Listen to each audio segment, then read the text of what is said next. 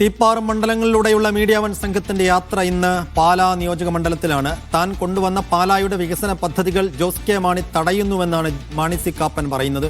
ഒരിക്കൽ തൂത്തെറിഞ്ഞ ജനം ജോസിനെ വീണ്ടും പരാജയപ്പെടുത്തും. ഇത്തവണ 1000 വോട്ടെങ്കിലും അധികം ഭൂരിപക്ഷം ലഭിക്കുമെന്നും മാണി സി കാപ്പൻ തീപ്പാറും മണ്ഡലത്തിൽ പറഞ്ഞു.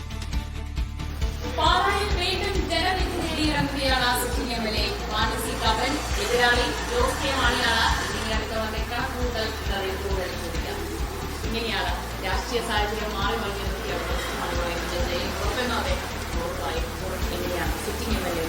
വളരെ കൃത്യമായിട്ട് പറയാം.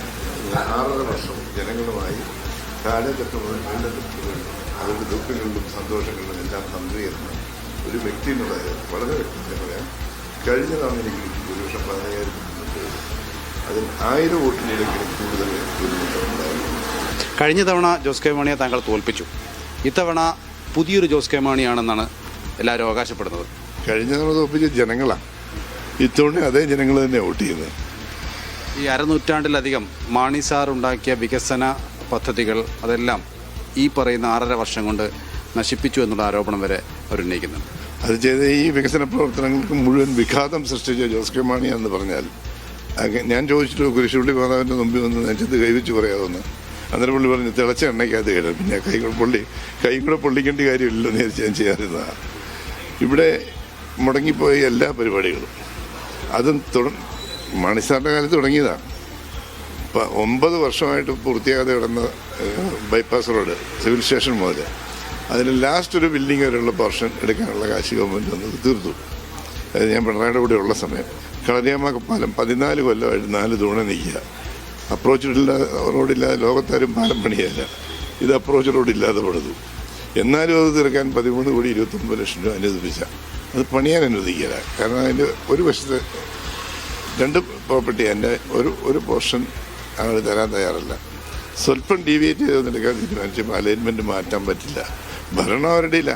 അതായത് താങ്കൾ കൊണ്ടുവരുന്ന പദ്ധതികൾ, താങ്കൾ പൂർത്തീകരിക്കാൻ ഉദ്ദേശിക്കുന്ന പദ്ധതികളൊക്കെ മുടക്കുന്നത് ജോസ് കെ മാണിയാണെന്ന് അങ്ങനെയാണ് ജനങ്ങൾക്കറിയാം. അതുകൊണ്ട് തന്നെ അവർ പ്രതികരിക്കും, ഇരട്ടി ശക്തി പ്രതികരിക്കും. അതുകൊണ്ട് തന്നെ ഞാൻ പറഞ്ഞത് 100% കോൺഫിഡൻസോടെ പറയാം, കഴിഞ്ഞ തവണത്തിലും ഭൂരിപക്ഷം കൂടുതലായിരിക്കും. ആദ്യം ആരാകും കേരള കോൺഗ്രസിന്റെ സ്ഥാനാർത്ഥി എന്ന ചോദ്യത്തിന് ഉത്തരം കൃത്യമായി ഉണ്ടായിരുന്നില്ല. റോഷിയാണ് ആദ്യം ജോസ് കെ മാണിയുടെ പേര് പറയുന്നത്. പക്ഷെ പിന്നീട് അദ്ദേഹം അതിലൊരു ഉറപ്പില്ലായ്മയൊക്കെ പറഞ്ഞു. ഒരു കോൺഫിഡൻസ് ഇല്ലായ്മ കാരണമായിരിക്കുമോ അങ്ങനെ?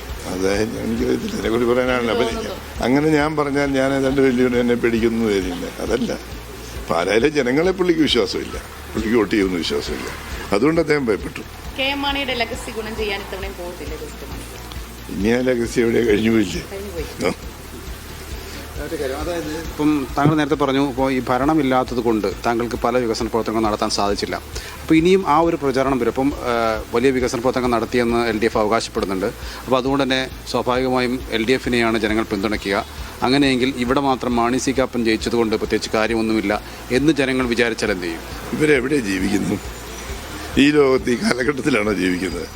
LDF ഇനി ഭരണത്തിൽ വരുമെന്ന് വിചാരിക്കുന്നത് മൂഢസ്വർഗത്തിലല്ലേ ജീവിക്കുന്നത്? LDF ഒരു കാരണവശാലും ഭരണത്തിൽ വരികയല്ല. ഭരണത്തിൽ വരുന്ന UDF ആയിരിക്കും. 100 മേൽ സീറ്റുകൾ പിടിച്ച് UDF അധികാരത്തിൽ വരും. പാലായിൽ 2,500 കോടി രൂപയുടെ വികസന പ്രവർത്തനങ്ങൾ അടുത്ത 5 വർഷത്തിനുള്ളിൽ കൊണ്ടുവന്നിരിക്കും. ഇത്തവണ BJP കുറച്ചുകൂടി അധ്വാനിക്കുന്നുണ്ട്, കൊണ്ടുപിടിച്ച് ശ്രമം നടത്തുന്നുണ്ട്, പ്രധാനമന്ത്രിയെ കൊണ്ടുവരുന്നുണ്ട്, വിദ്വേഷ പ്രചാരണങ്ങൾ പല രീതിയിൽ നടക്കുന്നുണ്ട്. അപ്പോൾ അവരുടെ ശ്രമം BJPക്ക് വോട്ട് കൂട്ടാനുള്ള സാധ്യതയില്ലേ? ഇവിടെ ഈ ഭാഗത്തേക്കും കൂടാനുള്ള ഒരു സാധ്യതയില്ല. ആഗ്രഹമുണ്ട്, മേലെപ്പുറമില്ലാണ്ട് റീമേക്ക് ചെയ്യണമെന്ന് ആഗ്രഹം. പക്ഷെ കാശില്ല. സ്ഥലം വെച്ച് വരുവാണെങ്കിൽ തീർച്ചയായും റീമേക്ക് ചെയ്യും. ഇന്നത്തെ കാലഘട്ടത്തിൽ നന്നായിട്ട് എനിക്ക് വിശ്വാസമുണ്ട്. കാരണം സിറ്റുവേഷൻ കോമഡീസാണ്. ആ പടത്തിൻ്റെ ഒരു വ്യത്യാസം, എന്താ സംഭവിക്കാൻ പോകുന്നത് കാണികൾക്കറിയാം, പക്ഷെ അഭിനയിക്കുന്ന ആളുകൾക്ക് അതറിയത്തില്ല. അതാണ് ആ പടത്തിൻ്റെ ഒരു പ്രത്യേകത. മോഹമുണ്ടോ എന്ന് ചോദിച്ചാൽ ഉണ്ട്, പക്ഷെ സമയം കിട്ടുന്നില്ല. ജനങ്ങളുടെ പ്രവർത്തിക്കുമ്പോൾ അഭിനയിക്കാൻ പറ്റുന്നില്ല, ജീവിക്കാനേ പറ്റുന്നുള്ളൂ അല്ലേ? ജനങ്ങളുടെ അഭിനേതാവായിട്ടില്ല. മുഹമ്മദ് നൌഫലിന്റെയും ദിവ്യയുടെയും യാത്ര ഇന്നിപ്പോൾ പാലാ മണ്ഡലത്തിലാണ് എത്തിയിരിക്കുന്നത്. രാവിലെ ജോസ് കെ മാണിയുടെ പ്രതികരണം നമ്മൾ കേട്ടതാണ്. ഇന്നിപ്പോൾ മാണി സി കാപ്പന്റെ പ്രതികരണവും കണ്ടു.